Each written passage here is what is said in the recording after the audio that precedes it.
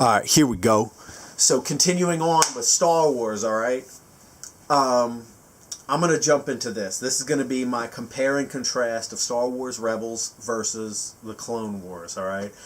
In my humble opinion, the Clone Wars is a better series than Star Wars Rebels.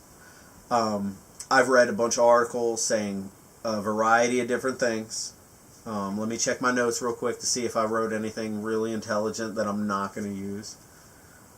But first off, Clone Wars established like what was happening and what was cool about Star Wars Rebels. I understand like Hera and all them, they're all new and stuff, but the Clone Wars, like with Ahsoka and stuff, you know, it kind of established that. So here's another reason why I'm really big into the Clone Wars in comparison to Rebels. Rebels focuses on a kind of like that small group. It only focuses on them. It's Ezra, Kanan, Hera, Sabine, Zeb, and you know, and sometimes a few of the other side characters show up here and there. But it kind of focuses on that core group. Whereas Clone Wars, you get a variety of episodes featuring a variety of characters. So you may have an episode strictly on the troopers, the clone troopers, and you may have an episode where it's on strictly Plo Koon. Another one with Kit Fisto or Shaak Ti or and stuff like that. I mean, sure, a lot of the times it would have Anakin and Ahsoka. They were kind of like, you know, whatever, the core characters. But you would have a variety of episodes on those characters and Obi-Wan and stuff like that. And the big thing is different worlds. You would get to see and explore all these different worlds in the Star Wars universe. Mandalore, you got to see Mandalore, and you got to see the like the art where it shows the Jedi versus the Mandalorians, which kind of is trying to make like Darth Revan and all that cool stuff canon. So that's all there.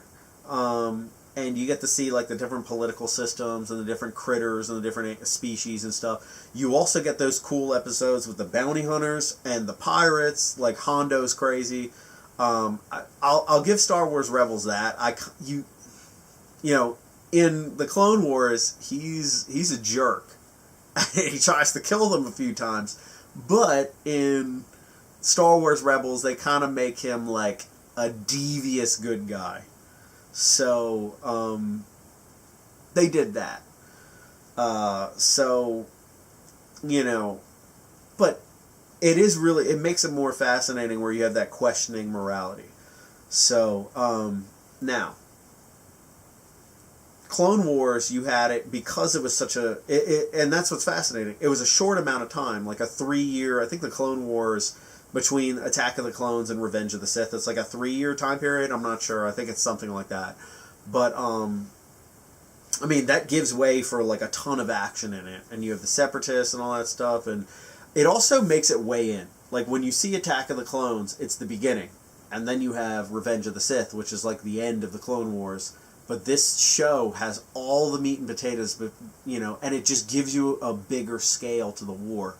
It also, because I watched the Clone Wars, it made me connect with the characters much, much more. So when you have the Jedi like Shaak Ti and Kit Fisto and you know, the Jedi, Plo Koon, and all the other Jedi characters, it makes you connect with them a lot more. And when they all get blasted during Order 66, you know, you get a little bit more of the feels, because you're like, dang, like those characters, they all got, you know, killed and stuff. That sucks. So, but you get to know them more, and you get to see them and stuff like that.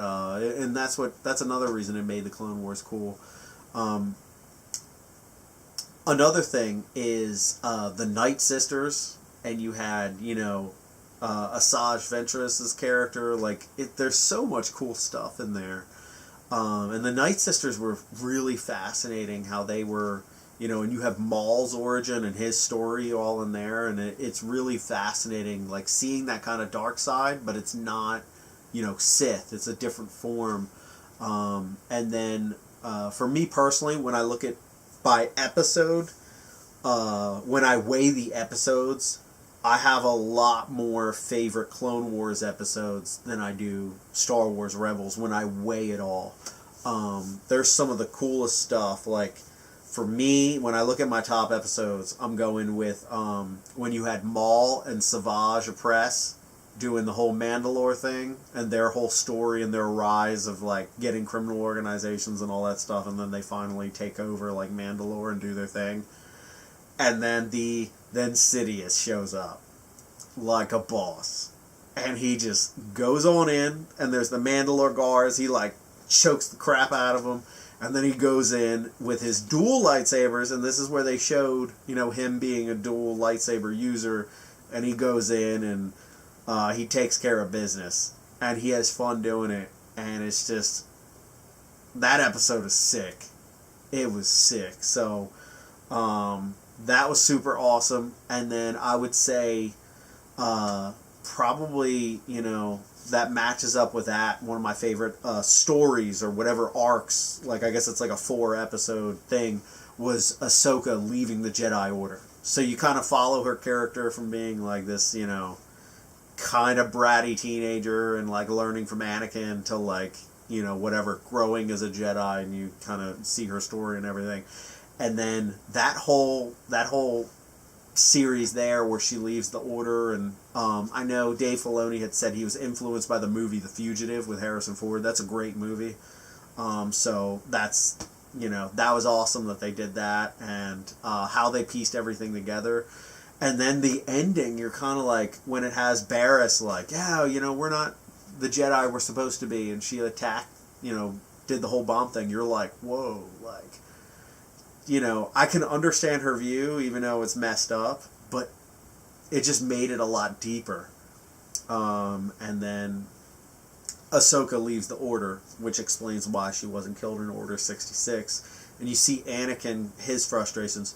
And I've also read somewhere else, Anakin, the way he's portrayed in this, he's much more mature. He does a lot of the, you see him making his decisions and everything, and you like his character a lot more. There's some great hints at him, like, using the dark side. Like, the one alien dude, I can't remember what he is. Shame on me. He was in Attack of the Clones. He's one of the leaders of the Separatists. But Anakin, like, I think Ahsoka was, like, kidnapped or something, but he's like, you better tell me, and he chokes the piss out of him. And it's like, oh, snap. Like, there he goes, doing the Darth Vader thing. So, he's a lot more mature. And I like his portrayal better than you see him in the immaturity in Attack of the Clones, and also Revenge of the Sith. It's kind of funny because you watch him do all that and then Revenge of the Sith, and it's like, okay. So another awesome thing about the Clone Wars is the whole Yoda thing. It's in like the 6th season where he goes to Korriban or whatever. It might have been Malachor there. I don't remember. I hope it was Korriban. But then there's the Darth Bane thing, and at least it made Darth Bane and the whole Rule of Two canon right there. So that was awesome. But overall, the series is pretty awesome. I think they could have tied it in. There are some filler episodes and stuff. Hey, I'll just be real. There's a couple of, a few filler episodes here and there where, whatever. But, what's it called? They could have tied it in where it leads up to Palpatine getting kidnapped and leading to that battle at the beginning of the Revenge of the Sith. It would have been awesome for them to conclude it and do that, and you knew it would conclude into that. But yeah, the whole thing is pretty awesome, and I like that kind of big picture thing. I kind of like it going chronologically and seeing they have like political stuff, and the series matured. At the beginning, you have the droids like Roger, Roger, and doing stupid kiddie stuff, and then at the end, you have stuff like, what is it, Satine, the Duchess of Mandalore, getting stabbed, and you're like, holy crap, like, it's a lot darker and a lot more, the series matured over time, and I think the fan base did too, but I really enjoy the Clone Wars series, and comparing it to Rebels, it views a core group of characters, and yeah, it was pretty cool to see, kind of the start of the rebellion and all that, but it's definitely a slower series. There's filler stuff and, you know, and stuff like that. I care about the core group, but and there were some great episodes, but I think overall the Clone Wars is a better series. You get to see more of the Star Wars universe, and I think it's a bigger picture type of thing, whereas Rebels focused on a small group in a small location. You didn't see other Rebel cells all over the place. Like, yeah, sure, you had the battles, but you didn't see as much as, like, Mon Mothma. And I think another thing that kind of frustrated me about Rebels was you had, like, the Inquisitors, but then you don't see them again after that. And it's like, you don't get any of that. It was like they needed a villain for each series. Or each season, I should say. And I didn't really like that. I would have liked to have seen all of the above. It would have been cool to have Tarkin talk to, Vader and Thrawn and talk to Vader too. And it's just the fact that they didn't do that. I don't really, why didn't we see the Emperor talking to Vader or Thrawn earlier on? Like, I didn't like that. I didn't like how they did it piece by piece. It's like, oh, well, in this season it's Vader, in this season it's Thrawn, in this season... Nah, it wouldn't have worked like that. So that's why in Clone Wars, where you have an episode with Grievous, and then you have a battle with Asajj Ventress, or then another one with Dooku, it gave it a little bit more depth of everybody's involved. So, I don't know why Rebels didn't do that, but overall, like I said, I like the Rebels series, or I like the Clone Wars series more than Rebels. And I think it's better written. So, while I'm at it, I'm going to do a quick, I didn't even think about this, but a quick book review. Because I've had these books out. Jumping along, the Thrawn book. I read the book. I beasted the book pretty quickly. Timothy Zahn is a great writer. And I liked learning about Thrawn. But overall, I think the book was extremely well written and entertaining. I'm glad I read it. But there were some disappointments. The first thing is you still don't get much on the background of Thrawn.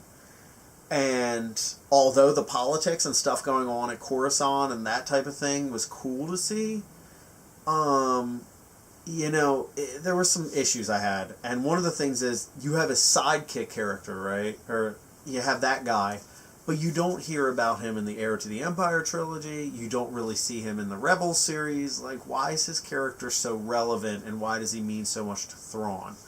Another thing is, when you read the Heir to the Empire trilogy, Thrawn's a pretty concrete villain. He's smart, he's got he's the tactician, but it's pretty clear that he's a villain. In this, they have kind of that, like, good guy thing. You know what I'm saying? I didn't really dig that much. I wanted him to do more villainy type of stuff.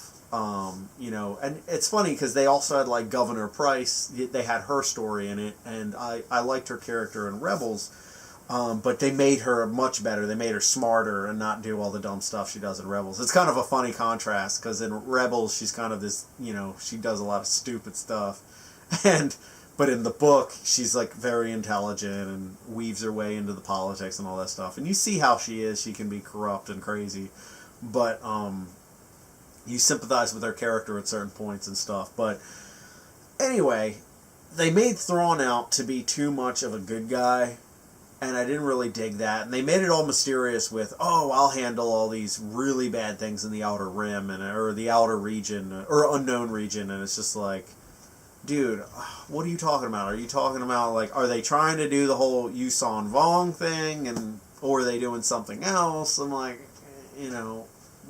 be more concrete with it. But overall, I was a little disappointed. I thought it could have reached a little further. It could have dug a little deeper. Overall, it's a great book. I'm sure anybody who's a fan of Thrawn himself, as I am, would enjoy the book. But they made him look too much like a good guy, and they kind of didn't dig more into him, and like they had a bunch of like events and stuff and like cool stuff he did, but they also didn't reference a lot of stuff. They had like his nemesis be this one dude that like, I don't even know, he like helped smuggle things and like do stuff for like, I don't remember if they tied him into the Rebel Alliance or anything. I think later on, but like he's like, oh, you know, join me and the Chiss Ascendancy and all this other crap. I'm like, I don't know, like it just. No, like, it could have tied in some other stuff, and it could have had him do stuff in the unknown regions and be a general over there. I wanted him to be more of a villain, where he's like, you know what, I'm going to get back at the other Chiss that were jerks. I'm going to take over. I'm going to be their boss. Like, could have had that. He could have used the Emperor, and the Emperor could have used him to be that boss for that region, and had all kinds of cool stuff over there. So, yeah, it was cool, but it you know, it could have been better, in my opinion. So, anyway, the next book is Lost Stars. Now, I had no idea anything about this book, and I just kind of dug into it. It's a really fascinating book. Now, the writer does a bunch of, what would you call it, teenage sci-fi romance type of books, or whatever you want to call that, drama type of things. So you get that vibe right away. So anybody that doesn't want to read anything like that, avoid the book. I thought it was a decent read, but it chronicles these two individuals that join the Empire. Like, it's kind of like right before New Hope and all that. So it's kind of like around right before Rogue One. So it's kind of during the time of like the end of Rebels and all that. But anyway, they join up, and I'd say besides the lovey-dovey teenage romance and all that stuff, the book's pretty decent. It kind of goes into a lot of fascinating events, but the core of the book, what makes it good is looking at it from like how the Empire had their perspective of, you know, justifying why Alderaan was blown up, and like the revenge for the Death Star being blown up and all that stuff. So it's a fascinating look at that.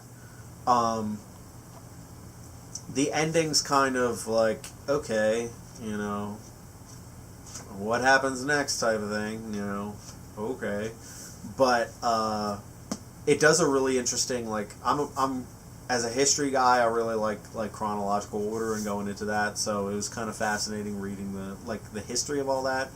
But yeah. And like I said, it's pretty blatantly obvious when they do the lovey-dovey stuff, because it's like, you know, all we can think about is each other. It's like, come on now. It's like, heck no. Y'all thinking about work. Y'all thinking about stuff that stresses you out. Y'all, that lovey-dovey stuff, nobody has time for that. Come on now. Maybe a little bit here and there, but no. So, overall, it's a decent read to check out. But, you know, it's not going to be, you know, if you don't want to deal with that romancy type of stuff, avoid it. But the good stuff, the meat and potatoes, is the looking at it from like the Imperial Academy and the perspectives of the Empire. And it's cool. It humanizes the Empire a little bit more, and it also has, you know, gets you to look into the rebellion and all that. And it's cool. There's a cool insight there. Glad I read it. And that's that. So, anywho, thus concludes this particular Star Wars YouTube episode. Big thanks to Kyle. Thanks, buddy, for requesting this. And I hope this satisfies your questions. So, y'all take care. And until next time.